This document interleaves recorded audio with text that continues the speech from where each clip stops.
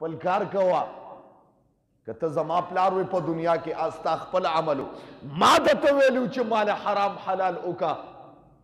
اوس نفسي نفسي د ومنډې د ما محترم بچی چې د پلار نه انکار وکي قرآن کې الله فرمایي یا لیتنی کنت ترابا انسان به وایي کاش چې زه د خاورې پیدا کړی وی الله دا بچی د دپاره ما څه نه دي کړی تاسو مه کېږئ د هغه خلکو په شانتې نسوا الله چې الله یې هیر کړی دی او چا چې الله هیر کړی دی نو قرآن کې الله فرمایي فانساهم انفسهم په مقابله کې ورسره ما داسې کار کړی دی چې د دغه خلکو نه مې خپل ځانونه هیر کړي دي زما چا چې زه رب هیر کړم دنیا کې او زه او نه پیژندم د قیامت پر ورځ الله فرمایي زه به هیر کړم او زه به نه پیژنم ځکه دنیا کې د ما سره ناشنایي تیره کړې ده ما ته ځان ناشنا ګرځولی و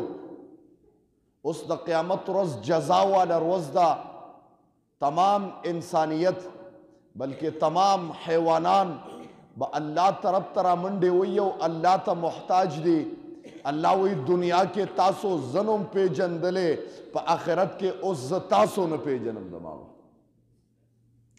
نو هغه ورځ سخت ورځ ده زما محترم داسې نه وایي الله څه کې ستا والده چې پتا باندې دومره خفه کېږي که هر څومره نافرمانۍ وکړي هر څومره ګناهونه وکړي هر څومره روانۍ وکړي لیکن مور ته رانږدې شي د مور زړه داسې د درد کوي بیا د ډایرک معاف کوي لیکن د قیامت ورځ داسې ورځ ده چې الله فرمایي یوم یفر المرء من اخیه و امه و ابیه راغلی دی دغه مور به د قیامت پر ورځ تا نه پیژني زما محترم ته به جواب کوې مورې په قیامت کې ولې زما پہچان نشي کولی ستا د ګېډې نه پیدا یم ستا د ګېډې نه پیدا یم مورې ولې ما نه پیژنې اب ورته وایي بچیا دې ټایم کې ابدی زندگی ده د دنیا خو عارضی زندگی وه دا زندگی ابدی زندگی ده او که زه تا وپېژنم او خپل نیکۍ تا ته کم زه به ابدالآباد په جهنم کې پرته یم دې وجې نه دې نه پېژنم د دنیا سخته خو ما برداشت کولی شوه لیکن د آخرت سخته داسې ده چې دا د برداشت نه ده زه نشم برداشت کولی او دغه پلار ته به سړی راشي پلاره ستا زوی یم ستا د نطفې نه پیدا یم پلار به وایي بچیه ټیک د زما زوی وې خو په دنیا کې اوس په قیامت کې د نه پیژنم نفسي نفسي ده زه ګرده دغه پلار چې ګیرې سپینه کړه د بچو په درد کې او په دې غم کې د شپې چې اوده کېږي الله بچي به مې څه کوي الله زما د بچو مستقبل به څنګه وي زه ډېر مال کم ځای نه خپلو بچو له پیدا کړم ګیره دی کې سپینه شوه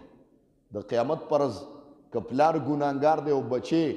تکړه دی دا پلار به بچي ته راشي بچیا ما ستا دپاره هر قسم حرام و حلال کړی دي ما ستا دپاره حرام نه دي کتلی په هر څه مې ورمنډه کړې ده ګناه مې نه ده کتلی په ګناه مې ورمنډه کړې ده بچیه اوس د قیامت ورځ ده زه محتاج یم